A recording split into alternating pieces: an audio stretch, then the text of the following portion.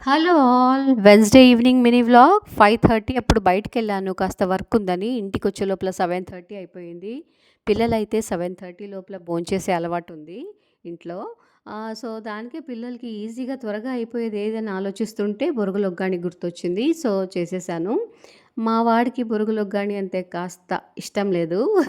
So, different కాంబినేషన్‌తో ఇంట్లో చేసినటువంటి లెమన్ పికిల్‌తో ఈరోజు బొరుగులొగ్గాని కానిచ్చేస్తున్నాం. ఆ తర్వాత వానికిష్టం లేదు కాబట్టి వాడు తినడు. నేను కాస్త బుజ్జగించి తినిపియాలనమాట. సో, తినిపిచ్చేసాను. నేనొచ్చే లోపల బయటికెళ్ళి వచ్చే లోపల అత్త కాలీఫ్లవర్ అన్నీ కూడా కట్ చేసి పెట్టింది.